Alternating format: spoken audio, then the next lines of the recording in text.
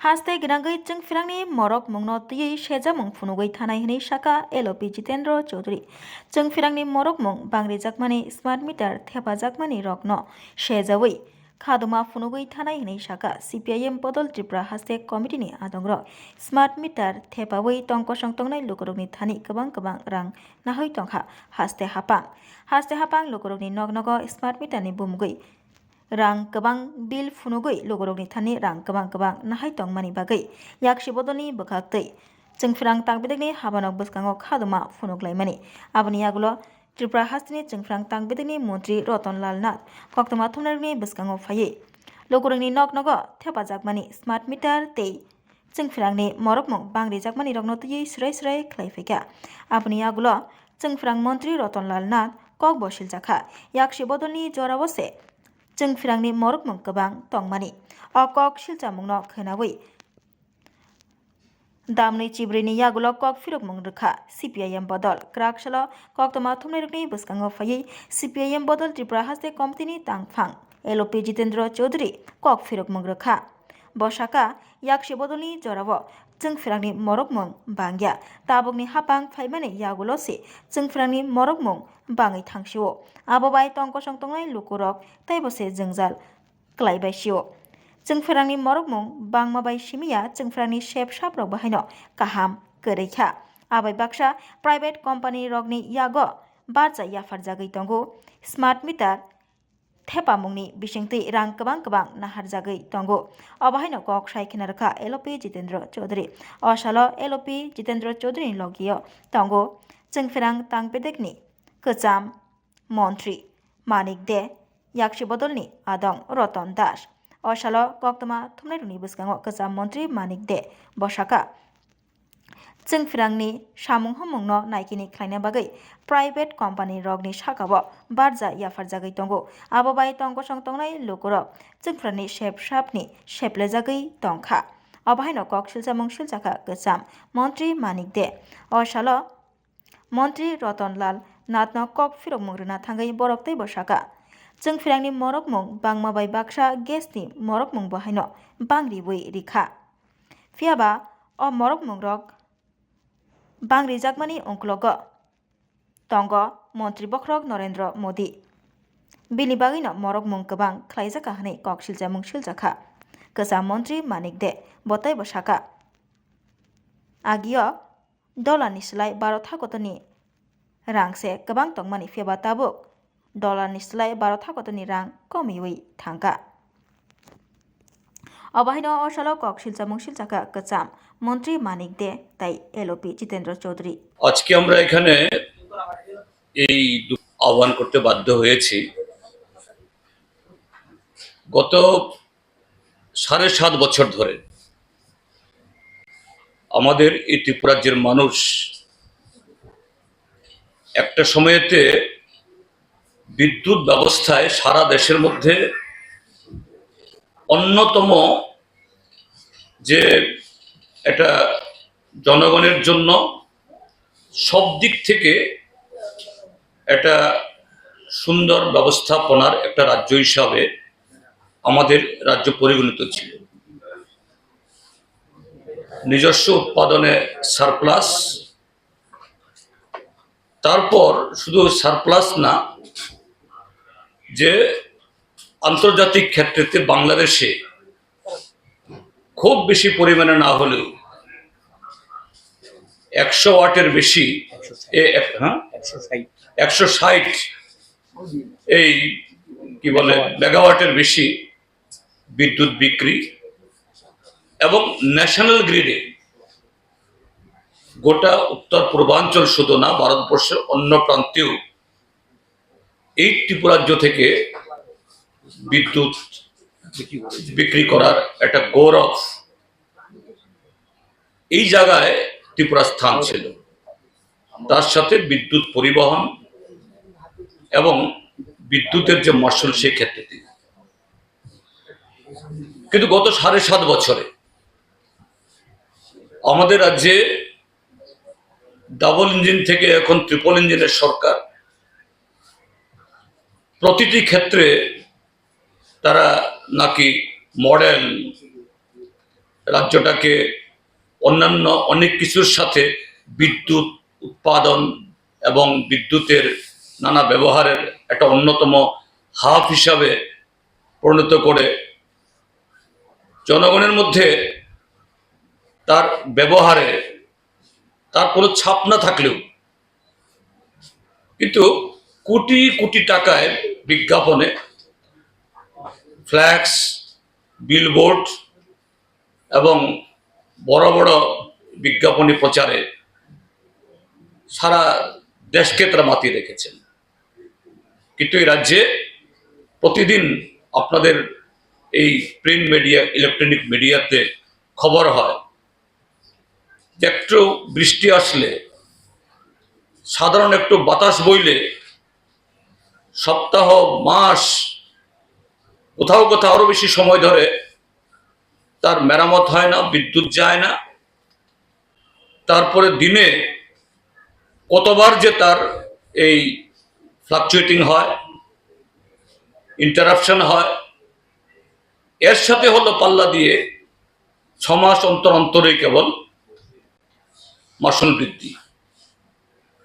এটা নিয়ে দেখেছি এই দপ্তরের ভারপ্রাপ্ত মাননীয় মন্ত্রী গতকাল একটা ম্যারাথন একটা এই সাংবাদিক সম্মেলন করেছেন এবং তিনি যে তার এই বিদ্যুৎ ব্যবস্থার যে বেসামাল অবস্থা,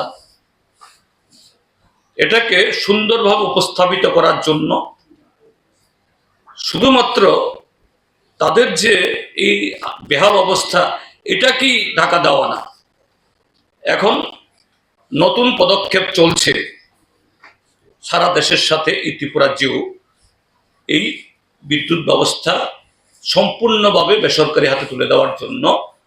তার একটা ধাপ হলো স্মার্ট মিটার লাগানো। এটা লাগাতে না লাগাতেই বিদ্যুতের যে বিল, যেখানে 200, 250, 500 টাকা উঠত, কারো কারো এই জায়গাতে 80,000, 90,000, লাখ, তার উপরেও এরকম বিল প্রায় প্রতিদিন রাজ্যের বিভিন্ন প্রান্তে এই ক্ষোভ বিক্ষোভ আশ্রয় পড়ছে এবং তার ভুক্তভোগী আপনাদের মধ্যেও কেউ কেউ গতকাল সেখানে দেখেছি। বিদ্যুৎ মন্ত্রী কোনো যে যুক্তি সহকারে কেন এই স্মার্ট মিটার লাগানো, কেন এই বিদ্যুতের এই বেহাল অবস্থা, এগুলো নিয়ে কোনো জবাব দিতে পারছেন না। গত 7.5 বছরে এই ত্রিপুরাজ্যের মধ্যে নিজস্ব ব্যবস্থায় অর্থাৎ রাজ্য সরকার অধীনে দপ্তর বা নিগমের অধীনে 1 ইউনিট, 1 ওয়াট, মেগাওয়াট তো প্রশ্ন ওঠে না, 1 ওয়াট নতুন করে বিদ্যুৎ উৎপাদনের কোনো উদ্যোগ নেই। এখন সারা পৃথিবীতে সোলারের প্রমোশন হচ্ছে। এই সোলারে 2-1টা জায়গাতে অল্প স্বল্প বিদ্যুৎ হয়, এগুলো নিয়েই তিনি প্রতিদিন গাল গল্প করছেন, দোল বাজাচ্ছেন। আমরা এই যে রাজ্য সরকারের এই পদক্ষেপের বিরুদ্ধে, বিদ্যুৎকে বেসরকারীকরণ, বিদ্যুতের মাসুল বারে বারে বৃদ্ধি করে একটা অসহায় জায়গাতে নিয়ে যাওয়া মানুষের, তার সাথে পিএনজি এবং সিএনজি পাইপলাইন গ্যাস আর কম্প্রেসড যে গ্যাস যেগুলো দিয়ে গাড়ি চলে ইত্যাদি চলে, বাড়ি বাড়ি গ্যাস, এগুলোরও দাম বাড়িয়েছে বহুবার। এবং গতকাল শুনেছি মাননীয় মন্ত্রী মহোদয় বলছেন এই মাসুল বৃদ্ধির কারণ যুক্তি দেখাচ্ছেন তিনি, আন্তর্জাতিক স্তরে গ্যাসের দাম বেড়েছে। আরে আন্তর্জাতিক স্তরে গ্যাসের দাম বাড়লেও কমলেও আমাদের ত্রিপুরাজ্যের সাথে সম্পর্ক কি? ত্রিপুরাজ্যের বাড়ি বাড়ি যে এই ত্রিপুরা ন্যাচারাল গ্যাস কর্পোরেশন লিমিটেডের মাধ্যমে পাইপলাইন গ্যাস হয়, আমাদের রুখিয়া থেকে, বড়মোড়া থেকে, খুবাল থেকে রাজ্যে এরকম বহু কোপ খনন করে আছে ওএনজিসি এবং অন্যান্য এগুলো। আজকের বিকশিত ভারতের যারা অনুসারী, এই সরকার কিভাবে জনগণের উপরে শুধু রান্নার গ্যাস বা বিদ্যুৎ আর মাসুল বাড়িয়ে দাম বাড়িয়ে না, পানীয় জলের উপর, জলই জীবন, সেখানেও কিভাবে জনগণের উপর ট্যাক্স চাপাচ্ছে। 18 সালের আগে যেখানে আমাদের জলের যে পার ইউনিটের ইয়ে ছিল 30 টাকা, মাঝখানে 10 টাকা বাড়িয়ে করিয়েছে 40 টাকা। গত 8ই মে তারিখে মাননীয় মুখ্যমন্ত্রীর চেয়ারম্যানশিপে জল বোর্ডের সভা করার পর সাধারণত এরকম যদি মন্ত্রীদের উপস্থিতিতে বা কোনো বোর্ডের সিদ্ধান্ত হয়, সঙ্গে সঙ্গে প্রকাশ করা হয়, নোটিফিকেশন জারি করা হয়, মন্ত্রীরা আলু করে প্রেস কনফারেন্স করেন, ব্রিফিং করেন। এটা 8 তারিখে সই হয়েছে জয়েন্ট সেক্রেটারি, আর লাগু করছে এখন 1 জুলাই 2025 সাল থেকে। কত টাকা এখন? যে পার কানেকশনে পার মান্থ 40 টাকা, অর্থাৎ 7.5 বছরে 100% বাড়িয়ে দিল। 50% না 100%, 30 টাকা থেকে 30 থেকে এখন 60, 100%। তারপর charge for the regularisation of existing unauthorised connection, যদি কেউ এরকম আনঅথরাইজড দিয়ে থাকে, এটা রেগুলার করতে গেলে পরে, এটা ছিল আগে 1000 টাকা, এটা করেছে 1500 টাকা, এটাও 50% বাড়িয়ে দিল। কিন্তু খুবই অবাক করার বিষয় যে এখানে 3টা ক্যাটাগরি। একটা হলো water charge for commercial connection. Commercial connection কারা নেয়? তাদের ফ্যাক্টরি আছে, আইসক্রিম ফ্যাক্টরি বা আরো এরকম অনেক মিষ্টির দোকান বা এরকম থাকতে পারে যাদের জলের প্রয়োজন। তাদের বেলায় 300 টাকা পার মান্থ, এখনো 300 টাকা, 1% বাড়ানো হয়নি। অর্থাৎ সরকার যাদের পয়সা আছে, মুনাফা করতে পারে, অর্জন করতে পারে, তাদের বেলায় একেবারে প্লাস। কিন্তু সাধারণ মানুষ, জল তো সবাই ইউজ করতে হয়। এইভাবেই আমাদের রাজ্যের সরকার জনগণের উপরে প্রতিটি ক্ষেত্রে ট্যাক্স বসাচ্ছে। তাদের আয় তো বাড়ছেই না, উল্টো নানাভাবে তাদের পকেট কাটা এই ব্যবস্থা করছে। আমরা এই যে সরকার এই নীতির বিরুদ্ধে, আমি আগেই বলেছি, আমরা ঠিক করেছি। বিশেষ করে এই বিদ্যুতের মাসুল বৃদ্ধি এবং স্মার্ট মিটার লাগানোর যে সিদ্ধান্ত, তার প্রত্যাহারের দাবিতে রাজ্যের সব জেলা, মহকুমা এবং এমনকি অন্যান্য জায়গাতেও যেখানে বিদ্যুৎ নিগমের বা বিদ্যুৎ দপ্তর অফিস আছে, সেখানে আমরা প্রথম ধাপে বিক্ষোভ প্রদর্শন করব।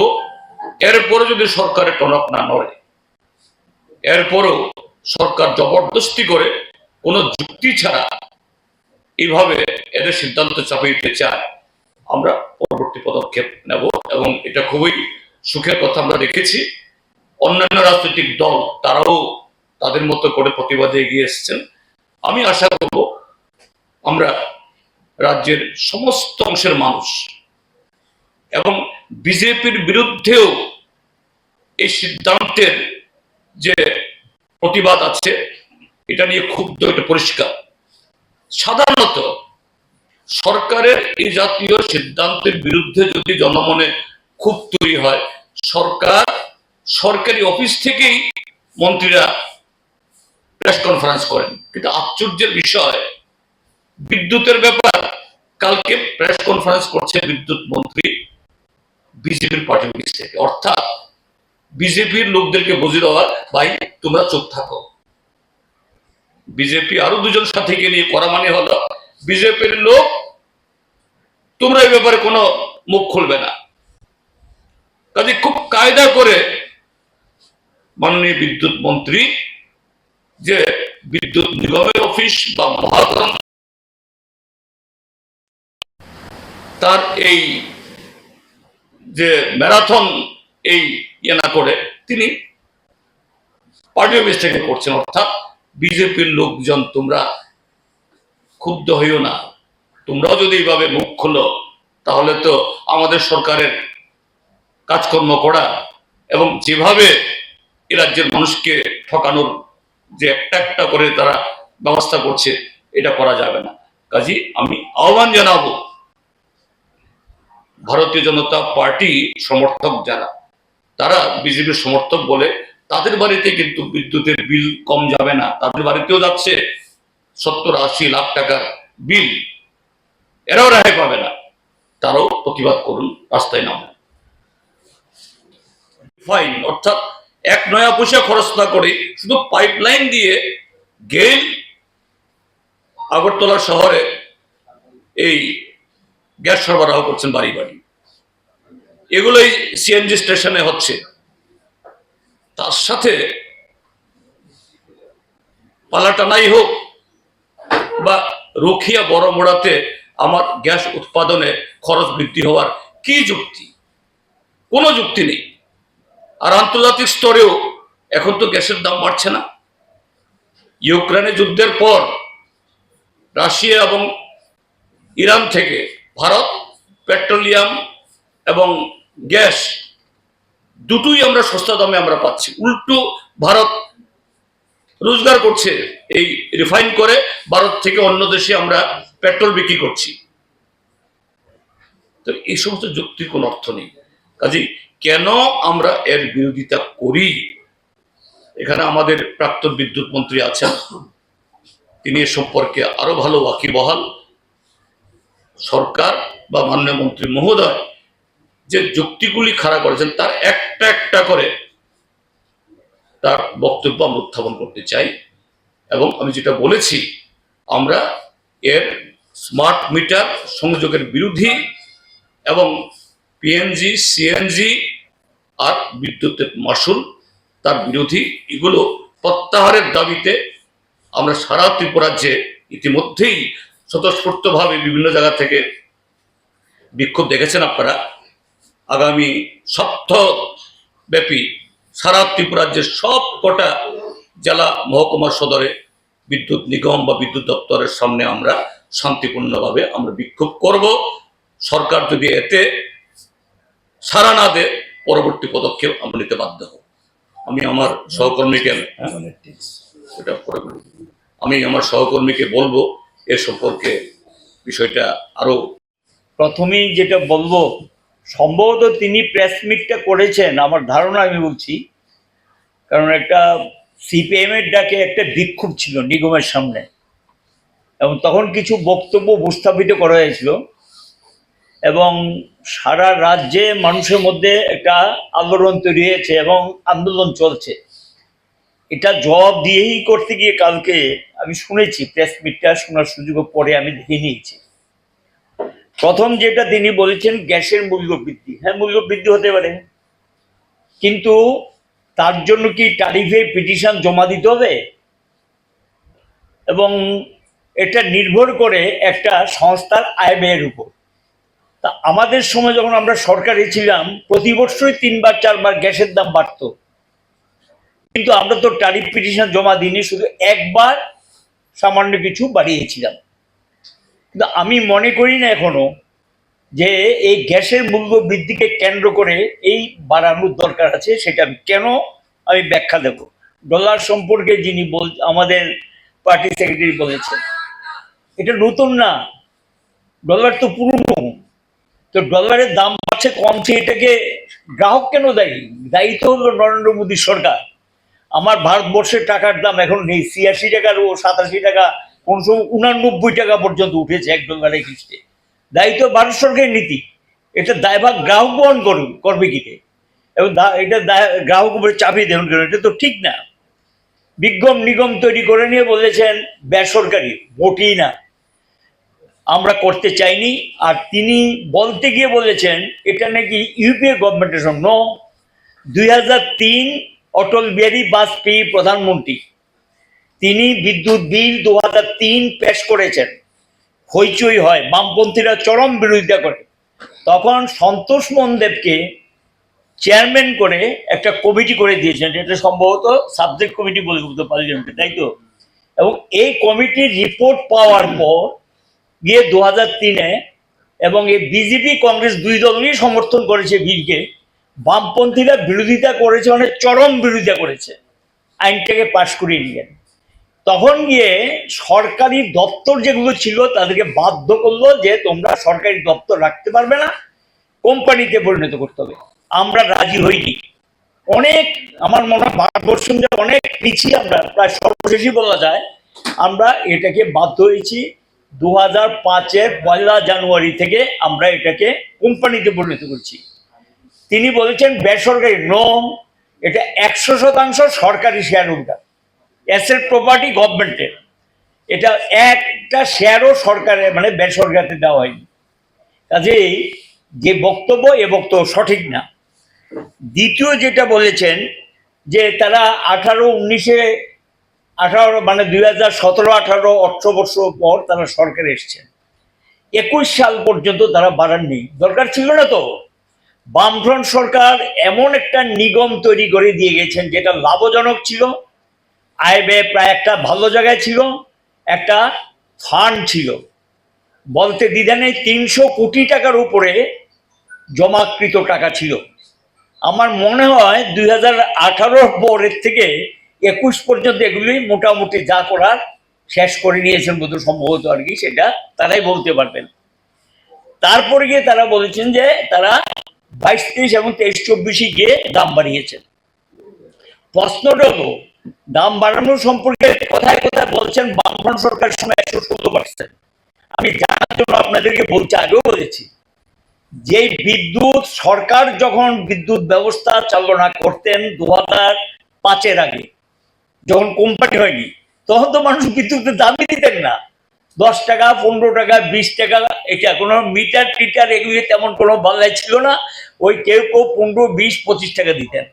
সরকার যখন বললো কোম্পানি হওয়ার পর এটা না লাভ না লোকসানে যেতে হবে, তখন গিয়ে এই মিটার ব্যবস্থা, মিটার চালু করা, তারপরে গিয়ে বিলিং করা, টাকা তোলা, এই সমস্ত শুরু হলো।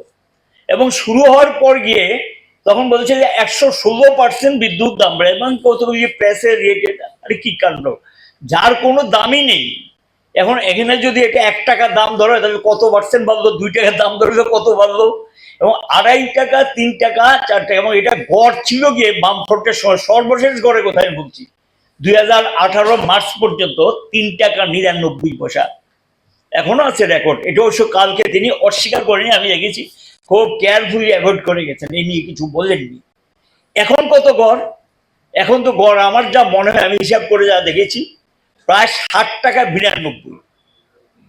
আমি জানি না এই যে পার্সেন্টেজ যেটা বলছে, সে পার্সেন্টেজটা আমি রেগুলেটরি কমিশন হিসেবে ভিত্তিতে বলছি। রেগুলেটরি কমিশন যে পাস অর্ডার দিয়েছে, এটা দেখে যেটা দেখলাম প্রায় 60 টাকা 92 পর্যন্ত, এই 77 পয়সা যুক্ত করে সর্বশেষ যেটা বাড়িয়েছেন এটা যুক্ত করে গিয়ে অ্যাভারেজ হয়ে যায় প্রায় 60 টাকা 92 কাছাকাছি। কত পার্সেন্ট বাড়ছে সেটা আপনারা ঠিক করুন, এখন এটা তাহলেই বলতে পারবে। দেন এখানে গিয়ে যে এরিয়ার, ঠিক আছে, এখন এই এরিয়ার বামফ্রন্টের সময় এরিয়ার এরকম আদায় করেছে, একসঙ্গে কোনোদিনই আমরা এরিয়ার পাস করি, ধীরে ধীরে। তখন এরিয়া মানে কি সামান্য টাকা, আর এখন এরিয়ার মানে বিশাল পরিমাণ টাকা। এক একটা বিল দেখলে মানুষ অনেকটা মানে কি ব্যাপার, আমার এত টাকা এরিয়ার কোথেকে আসছে, সানরি নাম দিয়ে এরিয়ারটা যেটা ঢুকিয়ে দিয়েছে। এবং এখানে এপ্রিল 1 তারিখ থেকে এটা তুমি ইনস্টলমেন্টে নাও, যদি এটা নিতে পাস অর্ডার দিয়ে থাকে 8-10টা ইনস্টলমেন্টে নাও, তাহলে তো মানুষ এটা লাগবে না। এবং সেখানে গিয়ে দেখা যায় সানরি নাম দিয়ে এরিয়ার বিরাট অঙ্কের টাকা ঢুকিয়ে দিয়েছেন, বিশাল বিশাল বিল আসছে। এবং এখানে গিয়ে যেটা আমরা লক্ষ্য করলাম যে নিগম এখানে গিয়ে বলছে যে আমরা তো সরকার থেকে কোনো হস্তক্ষেপ করি না, কিছু করি না। কে বলেছে সরকারের অনুমোদন ছাড়া দাম বাড়ায়? এগুলো একটা তো নিগমের ব্যাপার। তো নিগমের ব্যাপার হলে তাহলে নিগমটা কার? 100% শেয়ার তো সরকারের, তো সরকারেই তো লোক। এবং নিগমের board of directors K? Board of directors হলো ফাইন্যান্স সেক্রেটারি, আমি জানি না তারা পরিবর্তন করেছে কিনা। ফাইন্যান্স সেক্রেটারি, পাওয়ার সেক্রেটারি, এটার মধ্যে কোনো অন্য লোক কিন্তু নেই। তারাই হলো, এবং এই যিনি এমডি বা সিএমডি থাকে তিনি, এই হলো বোর্ড অফ ডাইরেক্টর। তো এখানে গিয়ে এটা সরকারের কোনো হস্তক্ষেপ নেই। কে বলেছে সরকারে কোনটা বাড়াবে কোনটা কমাবে, এটা সরকার সাধারণত জানে, নিগমই করে কিন্তু সরকারকে জানায়, কারণ যেহেতু 100% শেয়ার সরকারের, এখন এটা বেসরকারি বলতে রাজ্য কোনো বিদ্যুৎ আইন সংশোধন করে নাই। আরে কি কেন বিদ্যুৎ আইন 2003, এটা তো সেন্ট্রাল অ্যাক্ট, এটা বাদ এবং কেন্দ্রের ক্ষমতা, রাজ্যের যে ক্ষমতা ছিল এটা সবটা কেড়ে নিয়েছে নতুন আইনে। তিনি একটা বলবেন না, কেন্দ্রের বললে অথবা অসুবিধা নেবেন, এটা সেন্ট্রাল অ্যাক্ট। এবং সেখানে কি 2003 বিদ্যুৎ বিলেটা যে সরকার এখানে রিবেটের কথা বললেন, রিবেট আগেও ছিল, রিবেট এটা সিস্টেম। এবং রিবেট শুধু এই ক্ষেত্রে না, আপনাদের জানার জন্য বলছি, এগুলো ওরা বলা উচিত ছিল।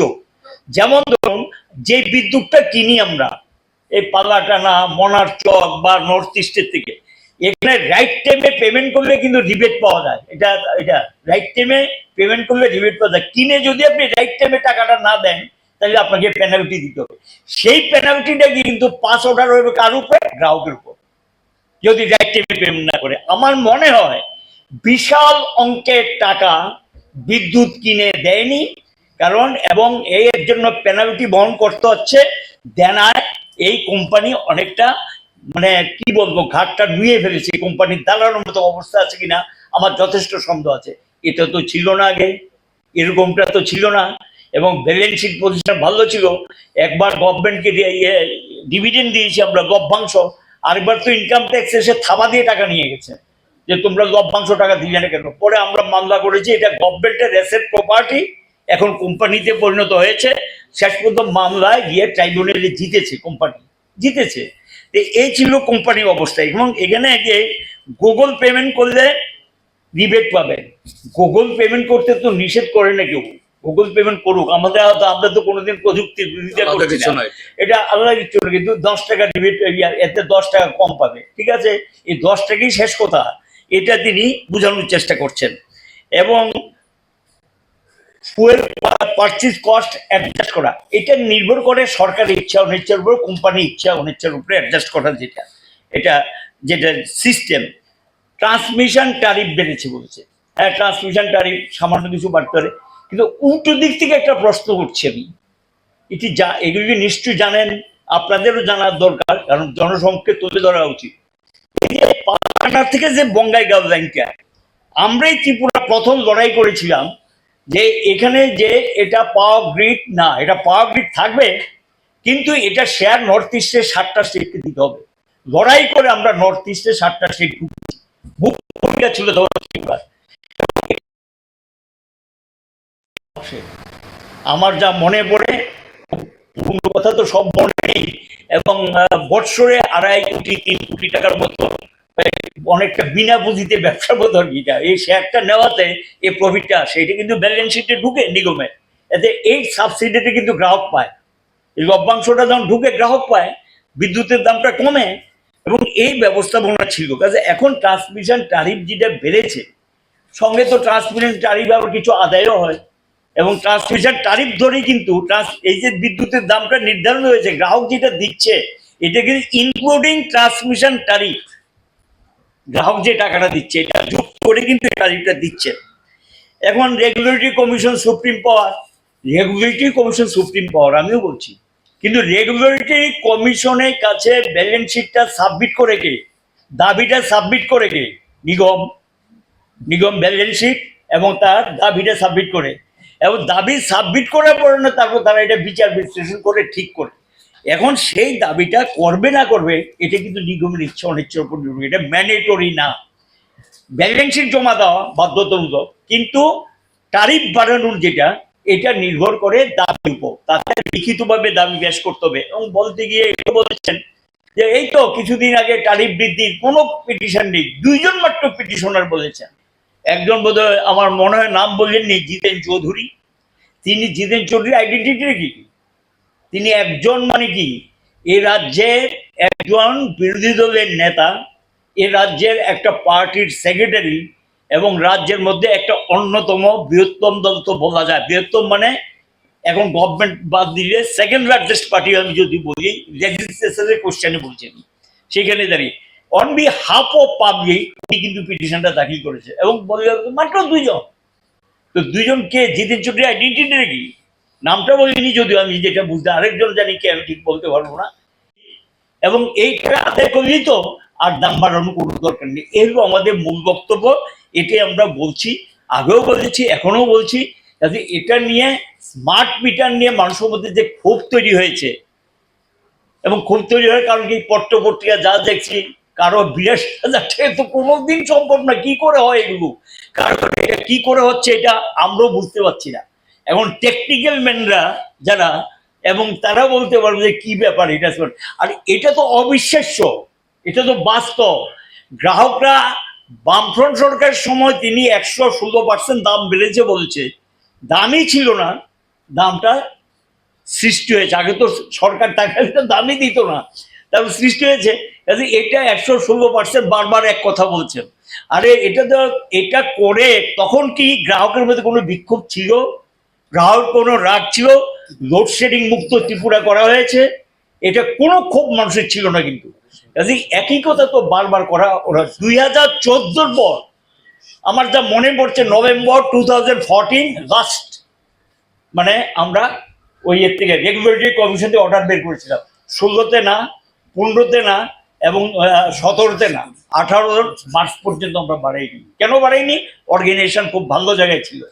তাহলে এখন কি কারণ ঘটলো আজকে এই জায়গাতে গিয়ে দাঁড়িয়েছে বিষয়টা? এই বিষয়গুলো স্পষ্টীকরণ দেওয়া উচিত। টোটাল ব্যাপারটা হলো, কেন্দ্রীয় সরকার সিদ্ধান্ত নিয়েছে, যেটা আমাদের সেক্রেটারি বলেছে, বেসরকারিকরণ করে দেয়, এগুলো রাখবে না। কারণ ডিস্ট্রিবিউশন সেক্টরটার উপরে হাত পড়ে গেছে টাটার এবং আদানিদের, আম্বানিদের। তারা আগে শেষ করে দিয়েছে, আপনারা জানেন কিনা, এনটিপিসি এটাকে প্রায় শেয়ার কিনে টিনে ছাড়খাড় করে দিচ্ছে। এটা ভারতের 3 নাম্বার প্রফিটেবল অর্গানাইজেশন, শেষ। তারপর hydro power 4th organisation profitable, এটাকেও 12টা বাজিয়েছে। আর আরেকটা ছিল ওএনজিসির পর ভারতের সেকেন্ড লার্জেস্ট ছিল, যেটা প্রফিটেবল অর্গানাইজেশন, 1,00,000 কোটি টাকা পর্যন্ত প্রফিট করেছে বছরে। এটা হলো power grid corporation of India limited. এর শেয়ারও বিক্রি করে দিচ্ছে, রাখবে না তো কিচ্ছু। কে নিচ্ছে? আদানি আম্বানিরা নিচ্ছে। এখন এটা কমপ্লিট করে জেনারেশনটাকে হাত করে নিয়েছে। ইভেন বাংলাদেশের মতো জায়গাতে, যেটা প্রফিট, ওয়েস্ট বেঙ্গল গভর্নমেন্ট চেয়েছিল আমি বিক্রি করবো এখান থেকে প্রফিট নেওয়ার জন্য, এখানে আদানি ঝাড়খণ্ডে একটা ইয়ে করে আদানিকে চান্স দিয়ে দিয়েছে। এটা আমরা তো লড়াই করে ঢুকেছি এখানে, 160 মেগাওয়াট যেটা আমরা লড়াই করে ঢুকেছি। এবং এই জায়গাগুলিতে গিয়ে তারা প্রাইভেটাইজের দিকে ধীরে ধীরে পদক্ষেপ নেওয়ার জন্যই স্মার্ট মিটারিং, টিটারিং, এই সমস্ত এগুলোর দিকে যাচ্ছে। আমাদের আশঙ্কাটা ওই জায়গায়, মূল আশঙ্কাটা ওই জায়গায়। বিদ্যুতের মাত্র ক্ষেত্র যদি স্মার্ট এটা হয়, কারণ আপনারা জানেন কিনা, সেন্ট্রাল রেগুলেটরি কমিশন অলরেডি কোনো সময়, এখন তো ডে টাইম চালু হচ্ছে, এটা জানেন কিনা, এটা কিন্তু চালু হয়ে গেছে অলরেডি, 1 এপ্রিল থেকে নোটিফিকেশন হয়ে গেছে। ডেটে কি, আগে দামটা যেটা নির্ধারিত এটাকে দাঁড়িয়ে থাকবে না, কিন্তু এখন দাম প্রতিদিন ঠিক হবে এক্সচেঞ্জের মাধ্যমে। এটা ঠিক হবে কিভাবে? ধরুন 8 আওয়ার, বিকেল 4টে থেকে রাত্র 10টা করবে পিক আওয়ার। পিক আওয়ারের রেট ধরেন একটা হবে, আবার গভীর রাতের রেট একটা, দিনের বেলা রেট একটা। এই সিস্টেমে যাচ্ছে কিন্তু ঢুকে, ফাইনাল হয়ে গেছে এটা, এই সিস্টেমে ঢুকছে। এবং এটাতে ঢুকলে গ্রাহক করবো, কারণ সাধারণ মানুষ সাধারণত বিদ্যুৎ ব্যবহার করে কখন? পিক আওয়ারে, অফ পিক আওয়ারের দরকার নেই। তো এটা গিয়ে কার উপর পড়বে? আমজনতার উপরে। এবং এই সিস্টেমে যাওয়ার জন্যই পদক্ষেপ হিসাবে এই স্মার্ট মিটারিং নিতে যাচ্ছে। কারণ এটা স্মার্ট মিটারিং এর মাধ্যমে, ওই যে স্মার্ট মিটার, এই স্মার্ট মিটারের মাধ্যমে এটাকে কন্ট্রোল করবে, day time, off peak hour, peak hour, এবং তার রেট, এটা কন্ট্রোল হবে স্মার্ট মিটারিং। এই আশঙ্কাটা ওই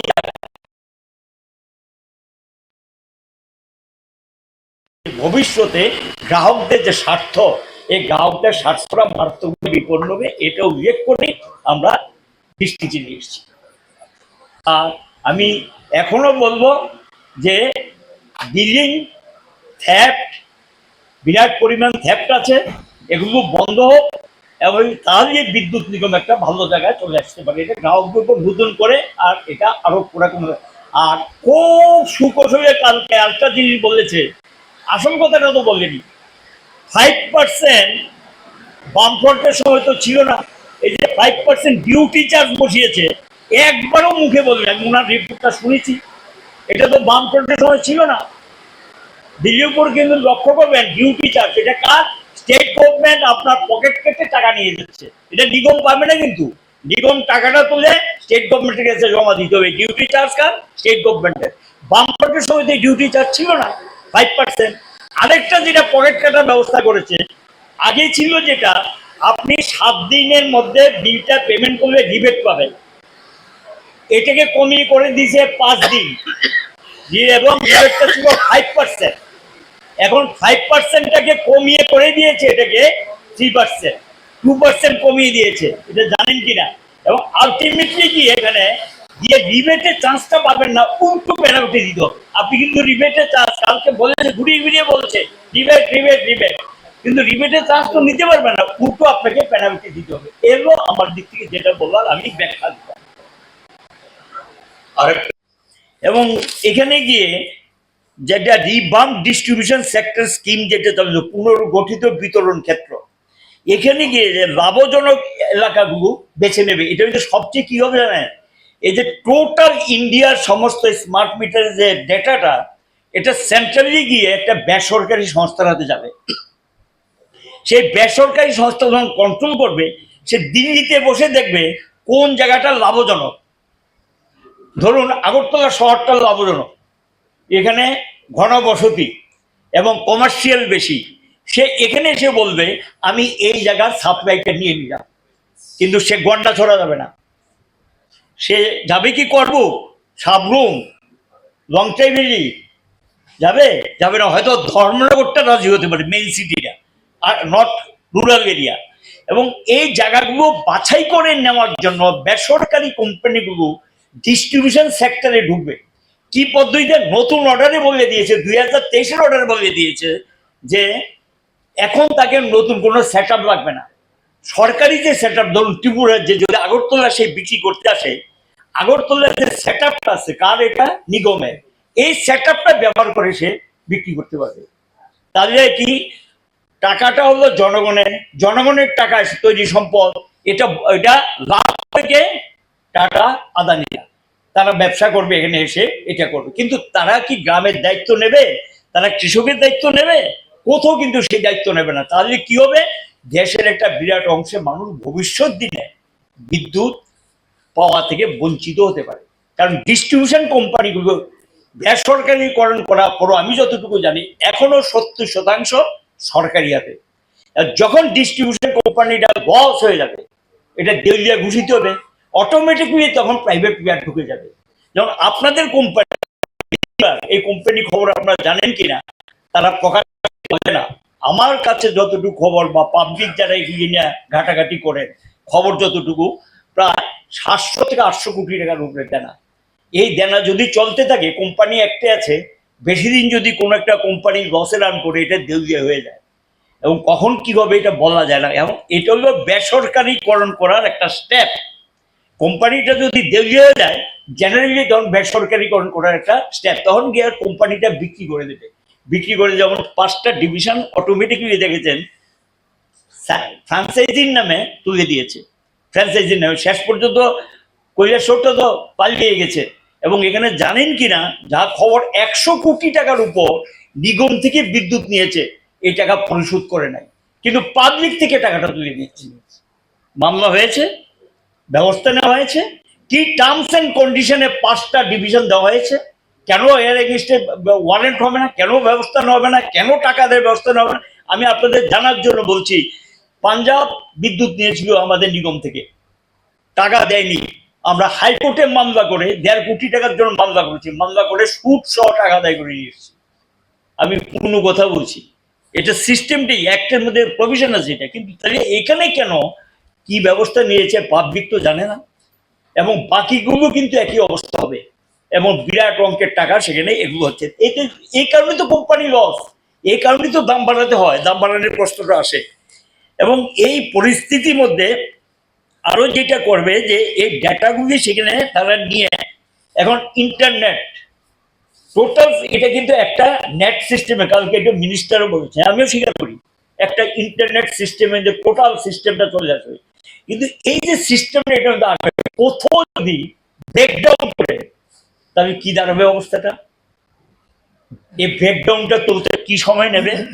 এটা তো ঠিক। আবার নেটের মধ্যে আরেকটা যেটা সাইবার, আপনার টের পাচ্ছেন তো, ব্যাংকে হয় না এখন প্রচুর পরিমাণ সাইবারে ঘটনা ঘটছে, ক্রাইম। হ্যাঁ, সাইবার ক্রাইম যেটা আর কি, সাইবার ক্রাইম, এবং সাইবার ক্রাইমের ঘটনা তো ঘটতে পারে নেট সিস্টেমের মধ্যে।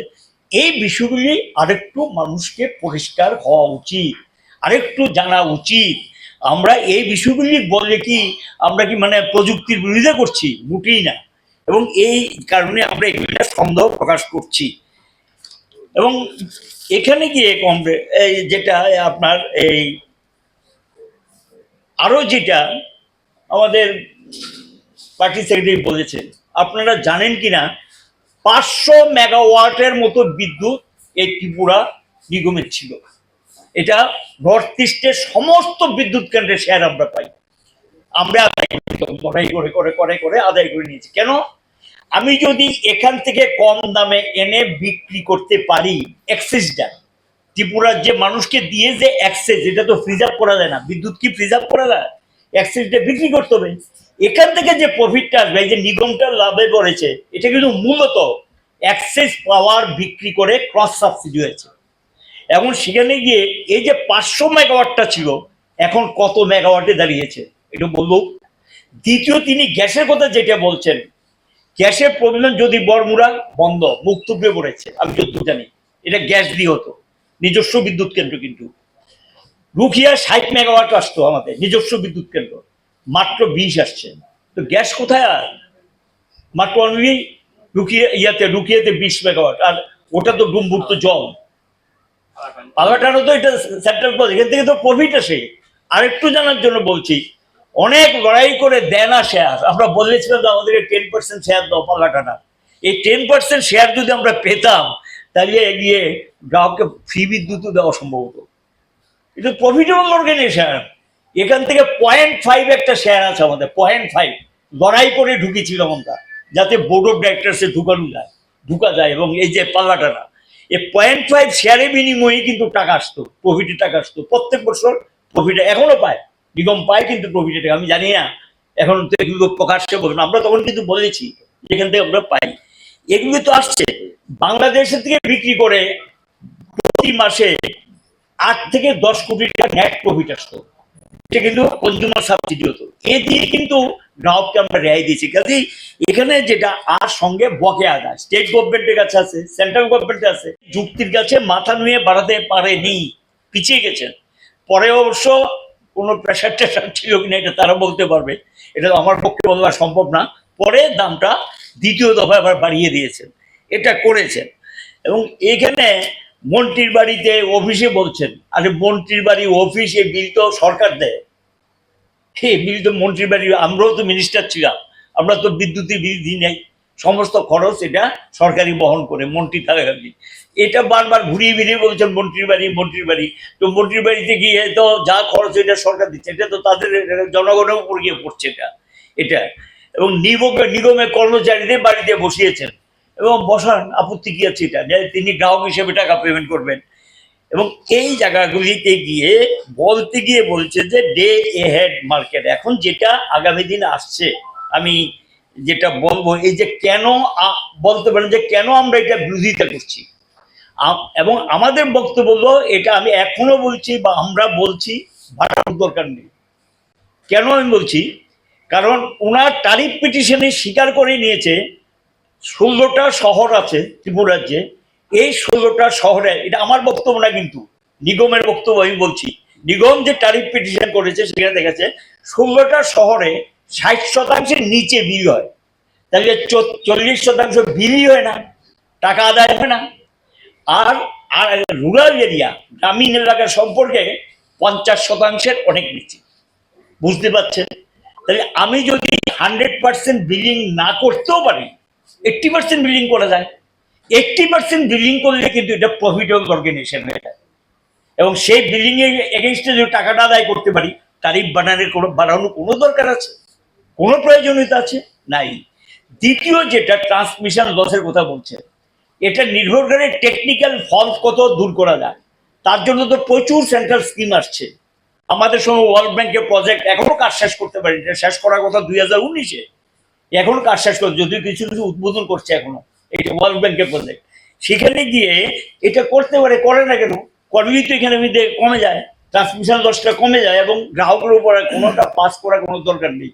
এই যে নিগমটা যে প্রফিটে এসছে, এই কাজগুলো করে কিন্তু জায়গাতে। এবং তিনি যখন বিরোধী দলের নেতা ছিলেন, এই বিধানসভায় দাঁড়িয়ে তিনি যেই যুক্তিগুলি দেখিয়েছেন, এগুলি কিন্তু আমি বলেছি, যা যা বলেছেন এই ব্যবস্থা নিন, তাহলে তার বাড়ানোর দরকার নেই। তিনি প্রতিটা, ওনার বক্তব্য কিন্তু একটাও আমার বক্তব্য না। এবং আমি সেই দিন যেগুলো বলেছি, উনি বিরোধী দলের নেতার সময় কিন্তু থাকার সময় এই প্রশ্নগুলো তুলেছে। আমরা কিন্তু যুক্তি দিয়ে শুনেছি, অফিসারদের দেখেছি, কিছু করণীয় থাকলে করো, ইমপ্রুভ করেছে। এবং এখানে ইঞ্জিনিয়াররাই তো এটাকে একটা ভালো জায়গাতে নিয়ে গেছে। কাজে এই যে দাম বাড়ানোর যৌক্তিকতা নেই বলে এই কারণে আমরা মনে করি এবং এটা প্রত্যাহার করা উচিত বলে মনে করি। এখন আমি যেটা বলবো যে মূল বিষয় যেটা, যে কেন এই যে মিটার, স্মার্ট মিটার সম্পর্কে আমাদের বক্তব্যটা পরিষ্কার। মিটার থাকতে হবে, মিটারের বিরুদ্ধে আমরা না। প্রযুক্তি উন্নত হোক, এটার বিরুদ্ধে না। উন্নত প্রযুক্তি আমরা চাই, কিন্তু উন্নত প্রযুক্তি যদি কমার্শিয়াল আউটলুকে হয়, বাণিজ্যিক দৃষ্টিভঙ্গিতে জনগণের স্বার্থকে বিসর্জন দিয়ে, এই জায়গাটার মধ্যে কিন্তু আপত্তি আছে। তাহলে কি হবে? পকেট কাটা হবে, মানুষের সর্বনাশ হবে। এবং এই প্রযুক্তি কাজে লাগে। এবং স্মার্ট মিটার সম্পর্কে বক্তব্য যে বিষয়গুলি এসছে, এবং আমরা যখন সরকারে ছিলাম, স্মার্ট মিটারের প্রস্তাব যখন ওয়ার্ল্ড ব্যাংকের থেকে আসে, ওয়ার্ল্ড ব্যাংকে তাদের সঙ্গে আমার সরাসরি কথা হয়েছিল। এবং ওয়ার্ল্ড ব্যাংকের অফিসারে প্রশ্ন করা হয়েছিল যে ওয়ার্ল্ডের তো অনেক জায়গায় স্মার্ট মিটার ইউজ করেছে, আপনাদের এক্সপিরিয়েন্স কি? একজন অফিসার বলেছিল কিছু অবজেকশন আছে, কিছু কিছু বিষয় সম্পর্কে প্রশ্ন উঠছে, এইটুকু বলেছিল। আজকের কথা নয়, এটা 2016 সালের কথা বলছি, প্রথম যখন ওয়ার্ল্ড ব্যাংক আমাদেরকে প্রজেক্টটা দেওয়ার জন্য আসে। তো এটা কিন্তু ওয়ার্ল্ড ব্যাংকের প্রজেক্ট, এবং সেই অনুযায়ী কিন্তু চান্স নিয়ে নিয়েছে কেন্দ্রীয় সরকার। এখন এই যে ওয়ার্ল্ড ব্যাংকের স্মার্ট মিটারগুলো তৈরি হচ্ছে, এটা বর্ডারটা কার এবং এটা কে দেখছে? ব্যাকগ্রাউন্ডে প্লেয়ার হলো টাটা এবং আদানি। টোটাল মিটারের সংখ্যা কত? তখন ছিল 26 কোটি, এখন এটা তারাই বলছে গ্রাহক বেড়েছে, স্বাভাবিক এটা 27 কোটির উপর হবে। এটা ফর দি কান্ট্রি, আমি না কমিয়ে বলছি, আমি সংখ্যা অনেক বেশি হবে। আমি গভর্নমেন্ট রিপোর্টটা বলছি, আমার রিপোর্ট না, কিন্তু সরকারি রিপোর্টের ভিত্তিতে আমি বলছি। এখন এটা 27 কোটির উপর হবে। তাহলে এই মিটারগুলোর দাম কত হবে? প্রায় 2.5 লক্ষ কোটি টাকার কাছে হবে। এবং এই দাম নিয়েও বিতর্ক আছে। অ্যাকচুয়ালি দামটা 7 থেকে 8,000। ভবিষ্যৎ দিন এটা কোথায় গিয়ে দাঁড়াবে কেউ বলতে পারবে না। কিন্তু এই স্মার্ট মিটার সম্পর্কে ফার্স্ট কোয়েশ্চেন হলো, যদি এটার কোনো টেকনিক্যাল ফল্ট ধরা পড়ে বা খারাপ হয়, কে রিপ্লেস করবে? আগে তো যেটা রিপ্লেস করতো নিগম, কিন্তু এখন নতুন অর্ডারে কে রিপ্লেস করবে? নাই, কিচ্ছু নাই। তাহলে এটা গ্রাহককে বহন করতে হবে। গ্রাহকের পক্ষে, একটা গরিব গ্রাহক এট এ টাইম যদি মিটারটা খারাপ হয়, আর একটা মিটার কিনতে পারবে 7 থেকে 8,000 টাকা দিয়ে, সেই মিটারটা কিনতে পারবে? গ্রাহকের, গরিব গ্রাহকের সম্ভব? এটা পরিষ্কার হওয়া উচিত স্মার্ট মিটার লাগানো হবে। দ্বিতীয় যেটা, এই স্মার্ট মিটারের মধ্যে যেটা লক্ষণীয়, যে এই যে এখন ধরুন সাবসিডি কথাটা বিলে লেখা থাকে, যেটা বামফ্রন্ট সরকার সময় চালু করেছে 40 কোটি টাকা। এখন গিয়ে নতুন এটা যখন আসবে, সাবসিডি এরপরে ডিবিটি সিস্টেম হয়ে যাবে, ডাইরেক্ট ব্যাংকের মাধ্যমে ট্রান্সফার। ওই যে ইয়ের মতো আপনাদের সিলিন্ডার বলেছিল যে কোনো চিন্তা নেই, ভালো টাকা আসবে, আপনারা এটা মেনে নিয়েছে পাবলিক। এখন তো ভালো করেই জানেন কি আসছে, কি পাচ্ছে, সাধারণ ভালো করে জানে, এটা গ্যাসের মতো অবস্থা। এখানে গিয়ে সাবসিডির টাকাটা ওই সিস্টেমে গিয়ে স্মার্ট মিটারের মাধ্যমে এই রিডিংটা নিয়ে তারা এটাকে ওইখানে ওই সিস্টেমে যাবে। এটা হলো তাদের ফিউচার প্ল্যান।